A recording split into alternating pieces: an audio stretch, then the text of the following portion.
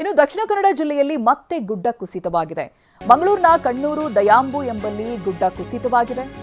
ಗುಡ್ಡ ಕುಸಿದ ಪರಿಣಾಮ 4 ಮನೆಗಳಿಗೆ ಹಾನಿಯಾಗಿದೆ. ಇದೇ ಗುಡ್ಡದ ಭಾಗದಲ್ಲಿ 50ಕ್ಕೂ ಹೆಚ್ಚು ಮನೆಗಳಿದ್ದಾವೆ. ಭಾರೀ ಮಳೆಗೆ ಮತ್ತೆ ಗುಡ್ಡ ಕುಸಿಯುವಂತ ಆತಂಕ ಎದುರಾಗ್ತಾ ಇದೆ. ಗುಡ್ಡದ ಮೇಲಿಂದ ರಭಸವಾಗಿ ನೀರು ಹರಿತಾ ಇದೆ. ಮಣ್ಣು ಕುಸಿದಂತ ಪರಿಣಾಮ ಬಾವಿ ಮುಚ್ಚಿ ಹೋಗಿದೆ. ಗಮನಿಸ್ತಾ ಇದ್ದೀರಿ ದೃಶ್ಯದಲ್ಲಿ ಯಾವ ರೀತಿಯಾಗಿ ಗುಡ್ಡ ಕುಸಿತವಾಗ್ತಾ ಇದೆ ಅಂತ. ಅಕ್ಕಪಕ್ಕದಲ್ಲಿ ಮನೆಗಳಿದೆ.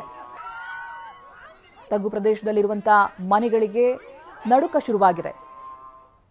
ಎಲ್ಲಿ ಗುಡ್ಡದ ಮಣ್ಣು ಕುಸಿದು ಮನೆ ಮೇಲೆ ಬೀಳುತ್ತೆ ಅನ್ನುವಂಥದ್ದು. ಕೆಲವೊಂದು ಭಾಗಗಳಲ್ಲಿ ಹಾಗಾಗಿದೆ ಕೂಡ. ಮನೆಯ ಒಳಭಾಗಕ್ಕೆ ಹಾನಿಯಾಗಿದೆ. ನೀವು ಗಮನಿಸ್ತಾ ಇದ್ದೀರಿ ದಕ್ಷಿಣ ಕನ್ನಡ ಜಿಲ್ಲೆಯಲ್ಲಿ ಮತ್ತೆ ಮತ್ತೆ ಗುಡ್ಡ ಕುಸಿತವಾಗ್ತಾ ಇದೆ. ಇದು ಕಣ್ಣೂರು ದಯಾಂಬು ಎಂಬಲ್ಲಿ ಕುಸಿದಂತ ಗುಡ್ಡ. ನಮ್ಮ ಪ್ರತಿನಿಧಿ ಅಶೋಕ್ ಇದಕ್ಕೆ ಸಂಬಂಧಪಟ್ಟ ಹಾಗೆ ಒಂದು ಪ್ರತ್ಯಕ್ಷ ವರದಿ ಕೊಟ್ಟಿದ್ದಾರೆ, ಬನ್ನಿ ನೋಡೋಣ.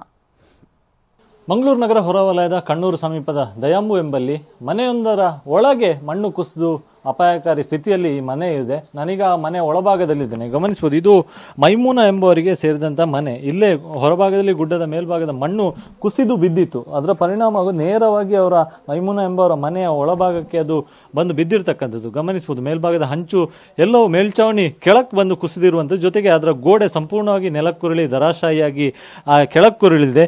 ಇದು ಮನೆಯ ಕಿಚನ್ ಭಾಗ. ಕಿಚನ್ ಈಗ ಸಂಪೂರ್ಣವಾಗಿ ಕೆಸರುಮಯ ಆಗಿರುವಂಥದ್ದು. ಒಳಭಾಗದಲ್ಲಿ ಅದರ ವಿಂಡೋ ಅವಶೇಷ ಬಿದ್ದಿರುವಂಥದ್ದು, ಕಲ್ಲು, ಮಣ್ಣು, ಕೆಸರು ನೀರು ಎಲ್ಲವೂ ಕೂಡ ಬಂದು ಬಿದ್ದಿರುವಂಥದ್ದು. ಒಳಭಾಗದಲ್ಲಿ ಕಿಚನ್ನ ಒಳಭಾಗದಲ್ಲಿದ್ದಂಥ ಐಟಮ್ಗಳೆಲ್ಲವೂ ಕೂಡ ಕೆಸರುಮಯ ಆಗಿರುವಂಥ ನೀವು ಗಮನಿಸಬಹುದು.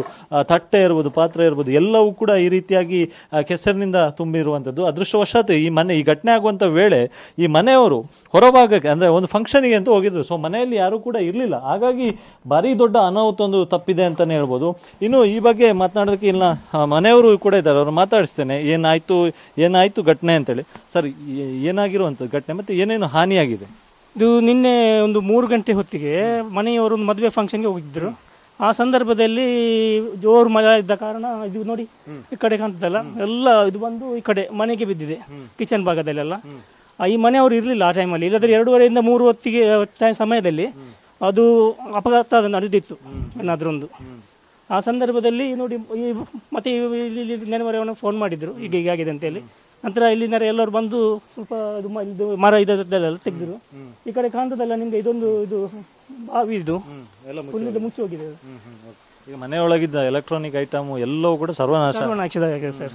ಎಲ್ಲ ಇದಾಗಿದೆ ನೋಡಿ, ಗೊತ್ತಾಗ್ತದೆ.